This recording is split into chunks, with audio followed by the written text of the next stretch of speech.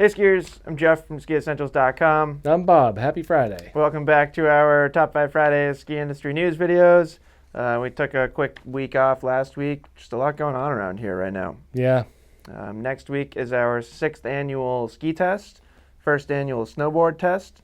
So pretty exciting. Yeah, definitely a fun 3 days. A lot of work involved, and Yep. it's also you don't see the finished product until the end of the August. summer. So it's Yep. it's like we do this and then it's a lot of work from there on. So Yep. it's interesting how it goes. Definitely. We are working on putting together a Nordica Unleashed 98 review. Both been having a lot of fun on that ski. Totally. So look for that next week. We were hoping to have that up this week. Just been busy with prep for the ski test. So you'll see that probably on like Wednesday or Thursday next week. And then we've had a few questions about Ski Happy. We are planning kind of a Ski Happy final contest. So I'm going to have slightly bigger prize options in this one. Nice. And planning that to start a week from today. So look out for that. And then I know some people from Atomic are still waiting their prizes.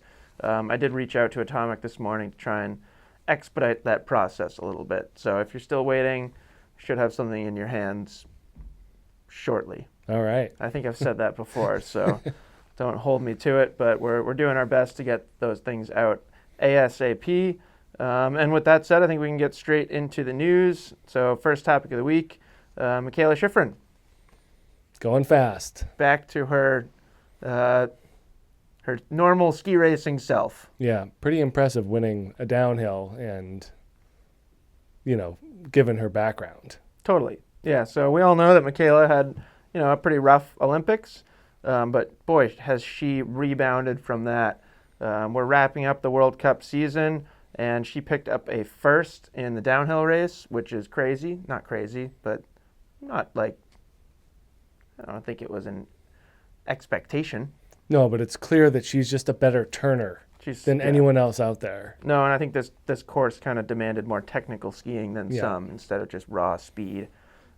So she picked up a first in downhill and a second in Super G, and that was enough to solidify her 4th overall World Cup title, which ties the great Lindsey Vonn as most of all time. Yeah, pretty good run of American ladies, taking that championship home. Yeah, pretty cool. Yeah. And I can only expect that, or only guess that Michaela will probably pick up a few more in her career.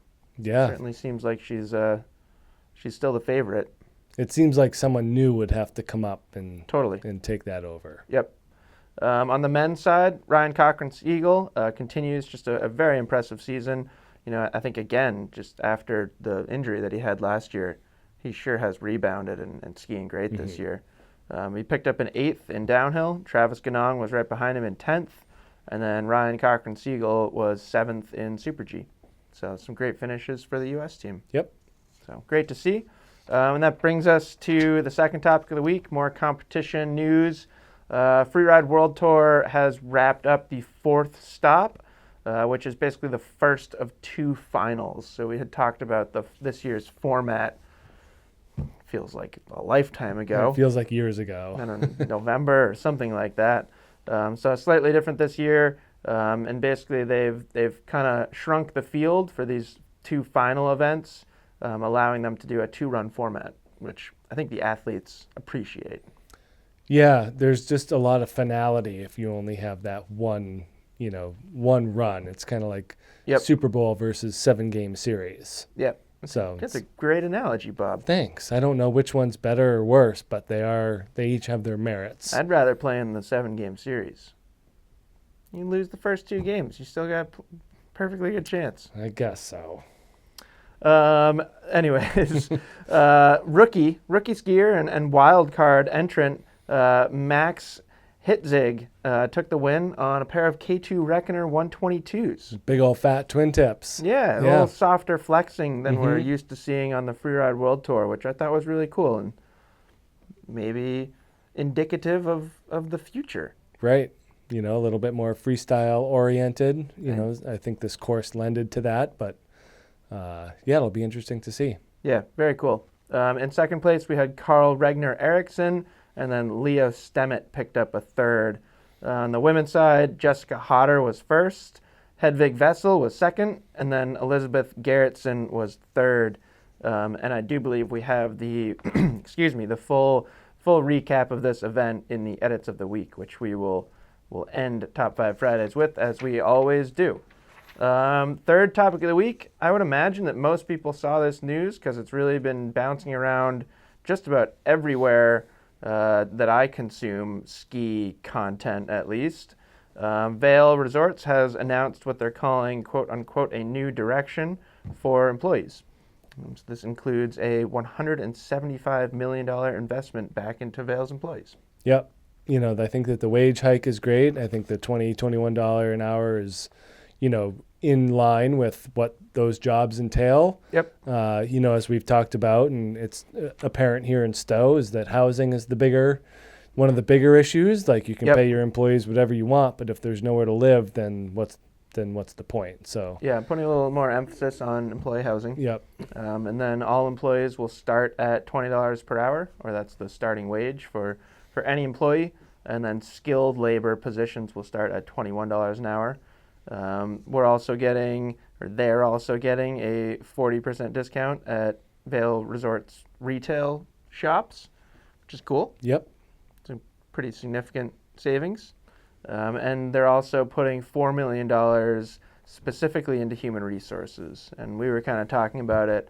Hopefully, one of the results of that is more regional human resource personnel. Yeah. I think that was the major complaint this year, is that all the HR was handled out of Broomfield, with more of like an app, right, than really person-to-person connection. No, I would imagine that having a human closer to the issue would be very helpful.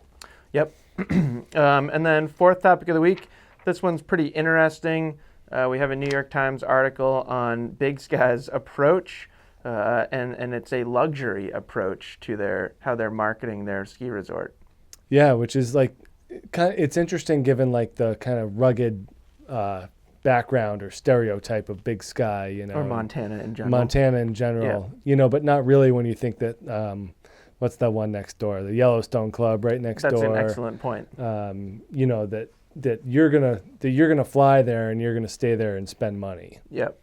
So we've had a lot of conversations about accessibility in the ski industry and how to open up skiing to more people. Yep. And Big Sky's kind of going the opposite route with $225 day tickets and then an extra $100 day ticket specifically for the tram, only when there's high traffic at the resort. So pretty big expense to go skiing. Right. $325. Yeah, that's a big number. But as you pointed out, if that gives you access to fresh, untouched snow, yeah, maybe it's worth it to you. What if it backfires and everyone that has $325 to spend on a day of skiing goes and skis there, and then you don't get your private mountain? Well, Bob, I think the answer to that question is then they increase it to $550. They just keep going until they hit the line of number of skiers? I would think so. Yeah. I would assume that those conversations and those analytics already happened, where they were like, what's the price? Right.